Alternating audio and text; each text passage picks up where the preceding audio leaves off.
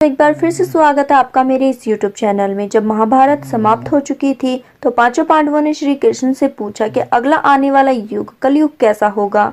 श्री कृष्ण ने उस समय पांचों पांडवों से कहा था कि तुम जंगल में घूम कर आओ और तुम्हें जो भी चीजें दिखे उसका आकर वर्णन मेरे सामने करो। पांचों भाई वन में चले गए और वन में उन्होंने जो देखा उसे देखकर वो आश्चर्यचकित रह गए। आखिर उन पांचों भाइयों ने वन में ऐसा क्या देखा और श्री कृष्ण ने इसके पीछे क्या जवाब दिया, जानने के लिए वीडियो को एंड तक जरूर देखें। साथ ही इस वीडियो को लाइक कीजिए और अपने दोस्तों के साथ शेयर भी करें। पहले भाई ने बताया कि उसने एक बड़ी से पक्षी को देखा जिसके पंखों पर वेदों की रचना लिखी हुई थी, लेकिन वो जानवरों का मांस खा रहा था।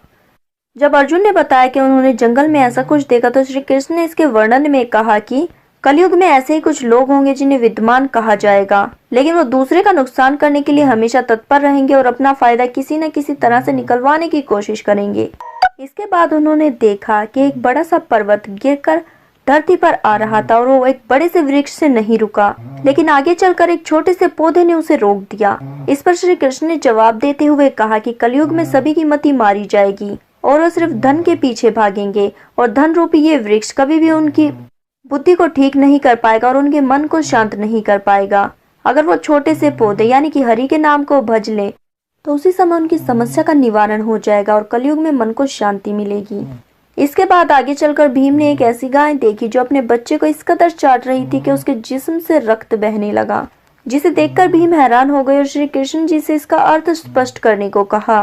श्री कृष्ण ने बताया कि कलयुग में लोग अपने बच्चों से इतना प्यार करेंगे कि उनके प्यार के चलते उनके विकास ही रुक जाएगा और कलयुग में बच्चे विकासशील नहीं होंगे, वो माता पिता के प्रेम में फंसकर ही रह जाएंगे।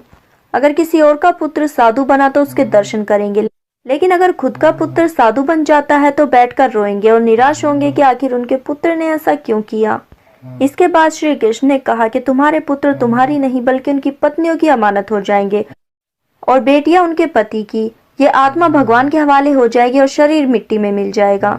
इसके बाद जंगल में उन्होंने 2 सूंड वाले हाथी को देखा। इससे श्री कृष्ण से स्पष्ट करवाना चाहा तो श्री कृष्ण ने कहा कलयुग में ऐसे ही दोगले लोग होंगे जिनके हाथ में सत्ता होंगी, वो कहेंगे कुछ और करेंगे कुछ और इसी तरह से वो मासूम लोगों का शोषण करेंगे। सहदेव ने देखा कि जंगल में बेहद सारे कुएं थे, इनमें से एक बीच का कुआं था और वो खाली था।